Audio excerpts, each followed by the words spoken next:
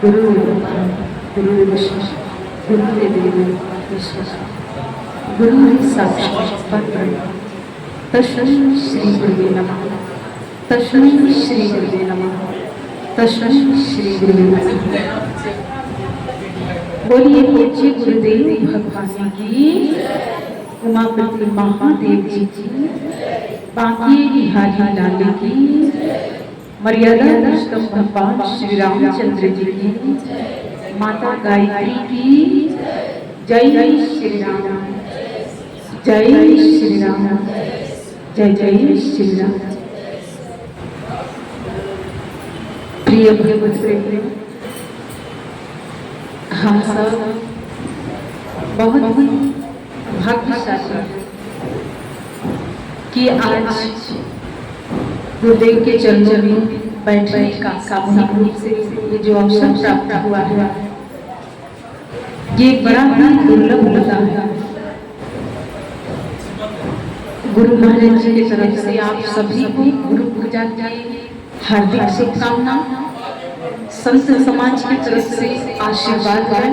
इस गुरु पूजा पर जो लोग भी उपस्थित हैं या नहीं भी हैं, प्रत्यक्ष अप्रत्यक्ष रूप में गुरु महाराज जी की कृपा सभी को प्राप्त हो। सजना भगवान बुद्ध कहते हैं 10 चले तो 1 पहुंचे। एक मठ का निर्माण हुआ था जहां पर 10 लोगों को भेजा गया, लेकिन उसमें से चलते चलते एक व्यक्ति वहां तक पहुंचा, क्योंकि रास्ते में काल नामी भी बड़ी रहते हैं पकड़ के खींचने के लिए।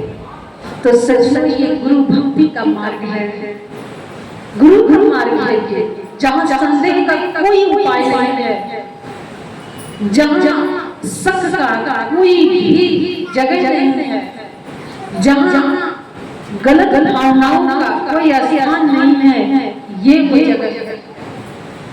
पहले कई जिले के लोगों को हम बुलाते थे, लेकिन अब व्यवस्था नहीं है हमारे पास रहने के, तो कई जिले के लोग नहीं आते हैं, सिर्फ आपके सिसवा बाजार के आसपास के लोग आते हैं।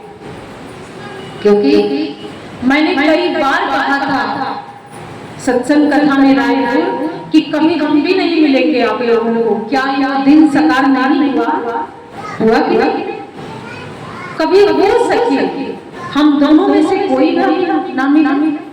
और सच ये जिस जिला में आपने जन्म लिया है इसे महाराज जिला कहते हैं। जो सबसे पिछड़ा वर्ग है, जो सबसे पिछड़ा इलाका है, ये महाराज जिला है। लेकिन आप लोग विकसित नहीं होना चाहते हैं, विकास नहीं करना चाहते हैं, क्योंकि ये बंजर भूमि है, ये धरती। ना तो यहाँ पर श्रद्धा है, ना विश्वास है, ना तो हृदय में प्रेम है किसी के भी प्रति। किसी ने कुछ कहा, हमने अपनी बुद्धि लगा के तीर कमान से छोड़ देते हैं, पर ये नहीं सोचते हैं कि ये निशाना पर लगेगा कि नहीं। और सजनों, हमारा कुछ भी नहीं बिगड़ा। आज भी बहुत सी परिस्थितियां बनी, मेरे लिए लेटर आया कि आप कार्य नहीं कर सकते हो, तो मेरी मजबूरी हुई। ये संस्था मेरे मठ से बताया गया कि आप संस्था रजिस्टर करवा लो, अगर आपको उत्तर प्रदेश में रहना है। तो ये मेरी इच्छा से नहीं हुआ है जो आप लोग सोचते हैं, क्योंकि लीगल कार्य करना है, अलीगल कार्य नहीं करना है। और मुझे सबसे खुशी की बात ये है कि सिसवा बाजार में श्री राम जानकी मंदिर के धर्मशाला जो है, मंदिर की कमेटी के लोगों को मैं दिल से हृदय से धन्यवाद करती हूँ, प्रणाम करती हूँ कि हर साल वो लोग ये जगह देते हैं, निःशुल्क देते हैं, सेवा करते हैं। सजनों, सेवा कर निष्कामी, सेवा वो करता है जिसके हृदय में निष्काम भाव होता है। कहते हैं बहुत से फूल है जंगलों में खिलता है, लेकिन उस फूल की कोई ना पहचान है और ना ही वो कोई फूल कहीं जाके चढ़ सकता है। सजनों, उसी पौधे को, उसी फूल को जब माली लगा देता है अपने बागवान में, तो समय आने पर उसे तोड़ के उसे माला बनाया जाता है और भगवान के गले में उसे पहना दिया जाता है और वो फूल भी धन्य हो जाता है कि जिसने इस धरती को सीना को चीरते हुए निकला था और एक नन्हे से पौधे से बड़ा बना और बड़े बड़े के उसने अपनी खुशबू को इस पूरे वातावरण में फैलाया था और अंत में उसने अपने लक्ष्य को प्राप्त किया, भगवान के चरणों में आके समर्पित हो गया। सज्जनों, यही हमारा और आपका जीवन है। जिस चीज के पीछे आप लोग लगे हैं, जिस चीज के पीछे आप लोग जाते हैं, वास्तव में वो साथ देने वाला नहीं। सन 2019 से 25 मेरे जीवन में कौन से चढ़ाव उतराव नहीं आया, लेकिन मैंने अपना रास्ता नहीं कभी बदला, मैंने कभी समझौता नहीं किया है।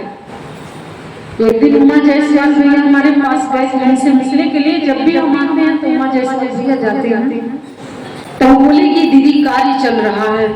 मैंने कहा भैया, मैंने कभी परिस्थितियों के सामने घुटना नहीं टिका, मैंने कभी गलत लोगों के साथ समझौता नहीं अपने जीवन में किया, और मैं जैसे पहले थी आज भी मैं वही हूँ। अब आपके ऊपर है, आप लोग कमेटी के लोग क्या कर सकते हैं। तो उनका फोन आया दूसरे दिन कि दीदी आपको कार्यक्रम करना है, आप कर लीजिएगा। और ये सत्य बात है, चाहे मेरे ही अपने क्यों ना हो, मेरे लिए ना कोई मेरा अपना है ना ही कोई बेगाना है, ये सिर्फ सारा संसार मेरा अपना है। आप समझे या ना समझे, लेकिन हम जानते हैं कि मेरा जीवन कोई साधारण नहीं है। आप फिर भी पीठ दिखा सकते हैं, लेकिन हम नहीं पीठ दिखा सकते हैं, क्योंकि हम गुरु के शिष्य हैं। आशुतोष महाराज जी के शिष्य हूं मैं। सज्जनों, जिन्होंने बोलना सिखाया, जिन्होंने चलना सिखाया, जिन्होंने हंसना सिखाया, जिन्होंने रोना सिखाया, सन 2014 में समाधि में चले गए, लेकिन आज तक आए नहीं।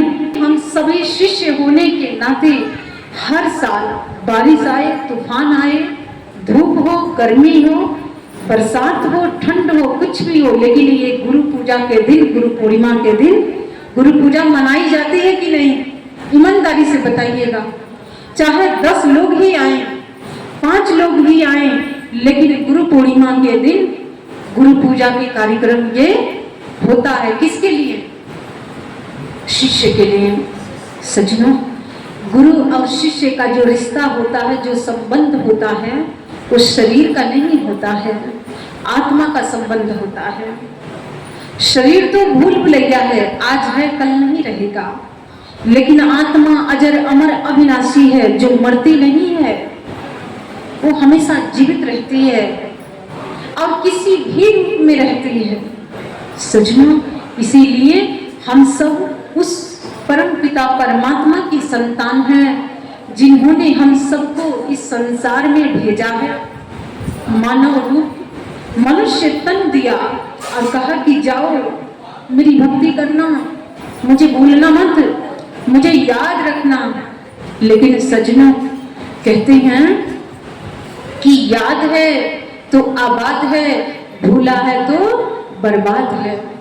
जिसने भगवान को याद रखा वो आबाद है, जिसने भगवान को बिसार दिया, जिसने भगवान को भूला दिया, वही बर्बाद है आज के समय में। सज्जनों, पेड़ के साया पेड़ के काम न आया, दूसरे के लिए सारा जीवन बिताया।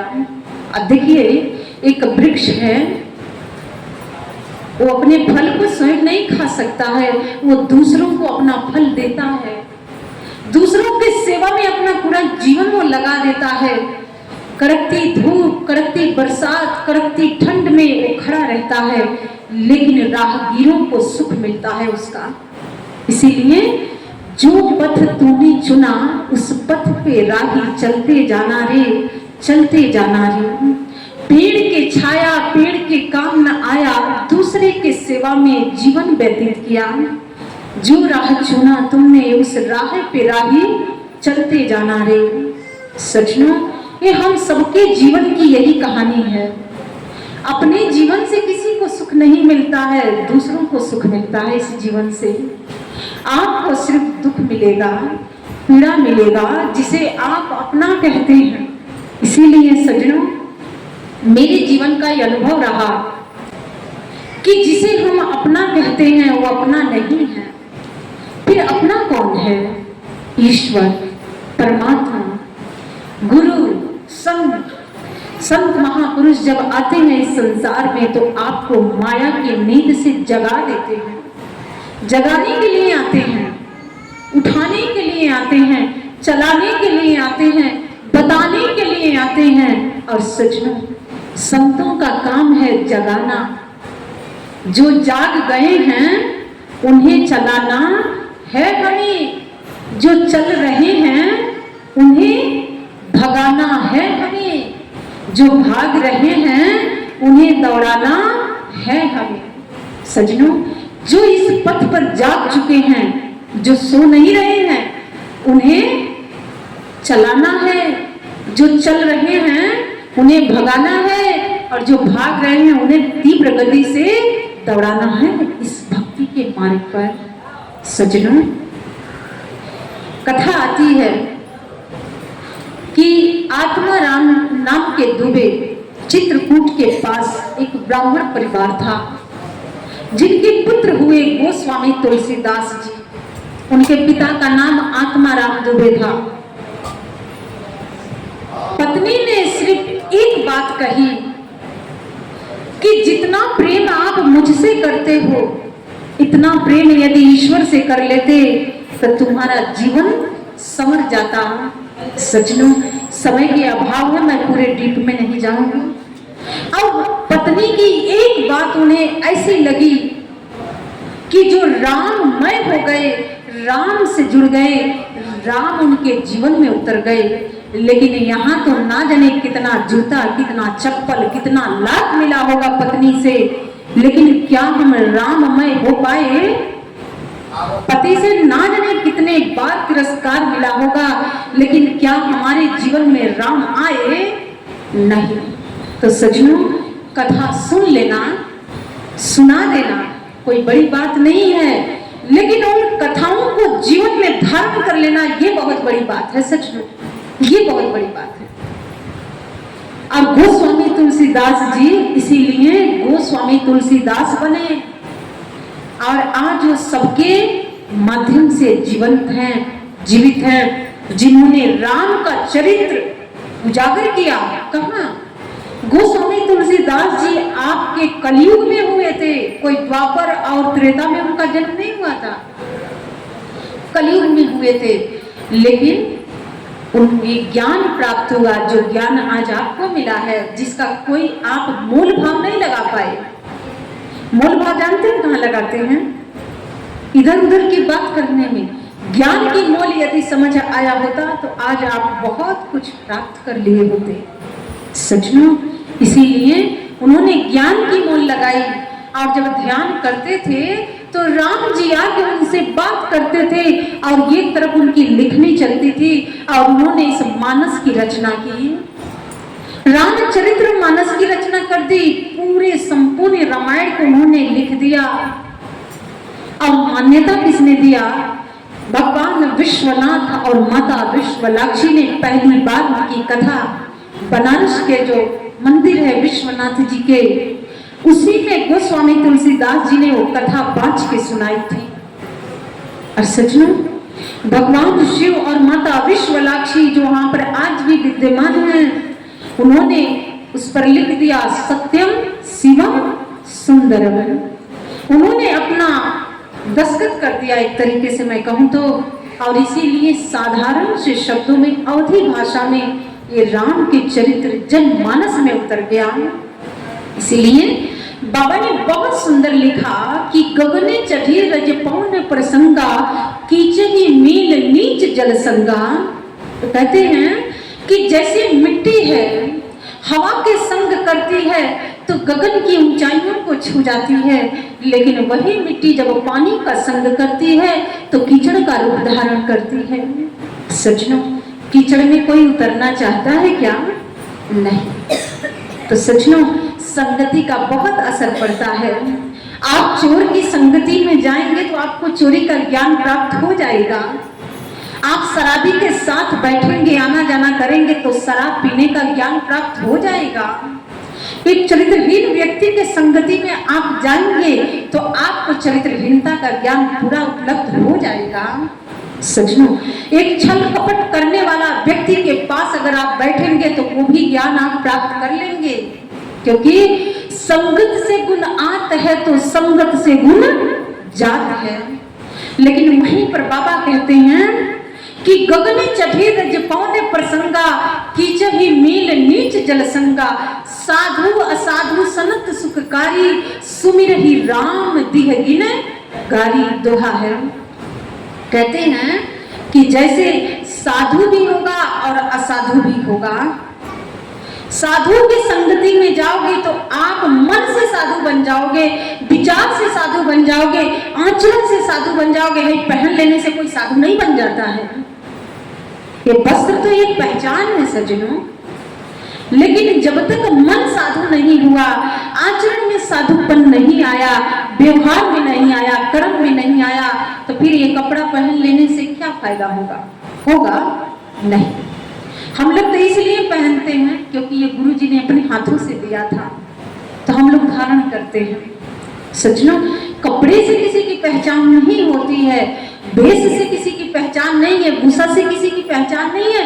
पहचान उसके आचरण से होता है, उसके व्यवहार से होता है, उसके कर्मों से होता है। साधु साधु सनत सुखकारी, सुमिरहि राम दिह गिन गारी। साधु है लेकिन साधु का भाव नहीं है, तो क्या हम उसे साधु कह सकते हैं? नहीं। सज्जनों, इसीलिए आज 4 ज्ञानियों को एक कमरे में आप कर दीजिए, जो बड़े ज्ञान पर टेंगे मारते हैं, जिनकी दृष्टि में भेदभाव है, जिनकी नजर में 2 ईश्वर है, जिनकी नजर में 2 गुरु है, जिनकी नजर में 2 स्थान है, जिनके हृदय में 2 भाव है, उनके लिए बातें हैं। आप 4 ज्ञानियों को एक जगह रख दीजिए, सुबह होने तक एक दूसरे के धड़ पर शीश नहीं मिलेगा, क्योंकि आपस में ऐसे तलवार उठाएंगे और एक दूसरे को मार काट के निकलेंगे। लेकिन वहीं पर एक शराबी व्यक्ति के 4 शराब पीने वाले लोग हैं, एक कमरे में बंद कर दीजिए, वो सुबह सही सलामत निकलेंगे, क्योंकि उन्होंने गाली पूरी बांट के ले लिया, खा लिया। लेकिन जो सम्मान है आज के समय में, वो लोग बांटना नहीं चाहते हैं। इसीलिए सज्जनों कहते हैं कि ये तन विष की बेल रे, गुरु अमृत के खान, शीश दिए जो गुरु मिले तो भी सस्ता जान। कि अगर ये शीश भी चढ़ाना पड़ जाए और गुरु मिल जाए, समय के साथ साथ समय के गुरु मिल जाए, तब भी सस्ता समझ लेना कि ये सौदा बहुत सस्ता हुआ। देहधारी को दंड है, बच सके ना कोई, ज्ञानी होगे ज्ञान से, अज्ञानी होगे रोई। जिसने भी मनुष्य के तन प्राप्त किया है, पशु पक्षी कीट पतंगे, जो भी तन मिला है, सब दंड भोग रहे हैं। आप भी भोग रहे हैं, हम भी भोग रहे हैं, ऐसा मत सोचिएगा। बस भोगने का तरीका अलग है, रास्ता अलग बनाया गया है। ज्ञानी भोगे ज्ञान से, अज्ञानी भोगे रोई। कि जिसके पास ज्ञान है, उस ज्ञान को जिसने समझा, उस ज्ञान पर जिसने चला, वो ज्ञान के थ्रू भोग लेता है, रोता नहीं है। लेकिन रोता कौन है? जो मूढ़ है, जो मूर्ख है, जो अज्ञानी है। हम नहीं कह रहे हैं, बाबा कहते हैं, गोस्वामी तुलसीदास जी कहते हैं कि वो रो रो के भोग रहा है। भोगना तो सबको है। एक लोहे की हथकड़ी है और एक सोने की हथकड़ी है। हथकड़ी तो हथकड़ी है ना, चाहे वो लोहे के है चाहे सोने के है, हाथ में ही लगेगी। ऐसे ही आप कर्मों से आजाद नहीं हो पाए हैं, पर सोने में और लोहे में अंतर जरूर होता है। तो सचमुच महापुरुषों ने कहा कि जो भक्ति का मार्ग होता है, ज्ञान का जो पथ होता है, जब व्यक्ति उस पर चलता है तो वो जहां बहुत ज्यादा मिलना है वहां थोड़ा सा मिल जाता है। जैसे कि जहां आपका पैर टूटना है वहां पर कांटा चुभ जाएगा, पर दर्द तो होगा, पीड़ा तो होगी, भोगना तो पड़ेगा। तो सचमुच इसीलिए जीव जंत की साहिबा गुरुबाणी में आता है कि हे जीव जंत के पालने वाले साहे, हे परमेश्वर, हे ईश्वर, हम तेरी शरण में आए हैं, तेरी बंदगी करते हैं, तेरी भक्ति करते हैं। अपने उस साम्राज्य में हमें भी द्वार खोल दे जिसमें हम प्रवेश कर जाएं। सजनों, ऐसी भावना, ऐसी कामना, ऐसी सोच लेके जब हम भक्ति पथ पर चलते हैं तो हम एक दिन अपने लक्ष्य के पास जरूर पहुंच जाते हैं। सजनों, जानते हैं इस संसार में परमात्मा एक ही है, ईश्वर एक ही है। मानने के तरीका अनेक है, जानने का तरीका अनेक है। इसीलिए संतों ने कहा, महापुरुषों ने कहा कि नदियां एक घाट पहुंचते रहे, कि गंगा एक है, पतित पावनी गंगा एक है, लेकिन घाट अनेक बनाया गया है। कोई किसी घाट पर जाके स्नान कर लेता है, कोई किस घाट पर जाता है। ऐसे ये संसार में ईश्वर एक है, परमात्मा एक है। और सजनों, जिसने उस परमात्मा को एक समझा, एक जाना, एक माना, वो कभी द्वंद्व में नहीं रहता है, कभी संदेह में नहीं जीता है। वो जहां भी जाएगा एक परमात्मा को देखेगा, एक ईश्वर को देखेगा। इसीलिए संतों ने कहा कि कोटि नाम संसार में ताते मुक्ति ना हुई, आधी नाम कोई गुप्त जपे बूझे बिरला कोई। कि भगवान के करोड़ों नाम इस संसार में है, लेकिन वो गुणवाचक है। जैसे मेरा नाम है सुनीता, अभी उमा जायसवाल जी कह रहे थे ना, साध्वी सुनीता जी, तो ये मेरा गुणवाचक नाम है। आप मुझे इस नाम से बुलाएंगे तो मैं शायद पलट के देखूंगी कि मेरे को कोई बुला रहा है। सजनों, ऐसे ही भगवान का भी नाम होता है, एक बुलाने वाला और एक जप करने वाला। इसीलिए संतों ने बड़ी साधारण से शैली में समझाया, साधारण से शब्दों में समझाया कि कोटि नाम संसार में ताते मुक्ति ना होई, आदमी नाम कोई गुप्त जपे बूझे बिरला कोई। कि भगवान का नाम आदि है, अनंत है, जो मिटाया नहीं जा सकता है, जो बोला नहीं जाता है, जो आज जब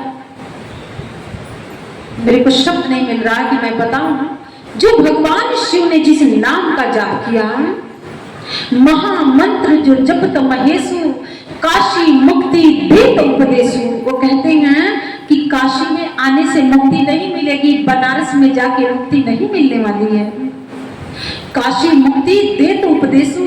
वो कहते हैं कि हे मेरे भक्त, हे मेरे लोग, हे मेरे प्रेमी, जिस मार्ग के मैंने चयन किया है उसी मार्ग का आपको भी चयन करना होगा।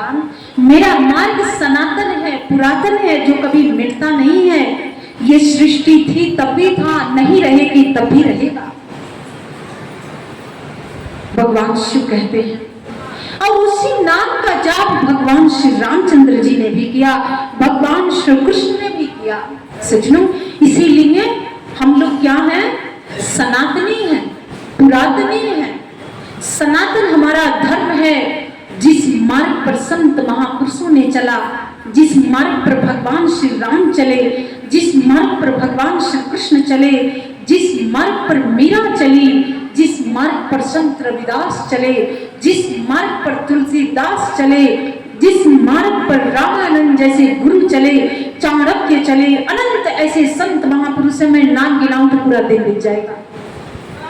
वही ये मार्ग है जो सनातन है, पुरातन है, जिसे आप जानते हैं। कहते हैं कि कभी वही शक्ति नारी के रूप में आती है और कभी वही शक्ति पुरुष के रूप में आती है।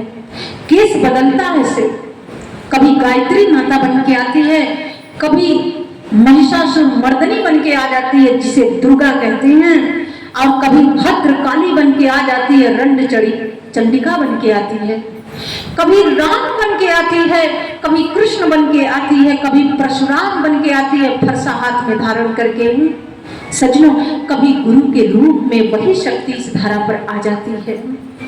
तो ये हमारी दृष्टि ऐसी होनी चाहिए कि जिस भी रूप में आए, लेकिन परमात्मा एक है, ईश्वर एक है। सजनों, और ये वही जानता है जिसके हृदय में स्थान है, श्रद्धा भाव का स्थान है, वही परमात्मा को समझेगा। इसीलिए सजनों, जन कल्याण की भावना जब हम हृदय में रख के चलते हैं, तब जाके श्रद्धा उत्पन्न होता है। और जहां पर श्रद्धा आ जाए वहां पर विश्वास आता है, जहां विश्वास आता है वहीं पर प्रेम अंकुरित होता है।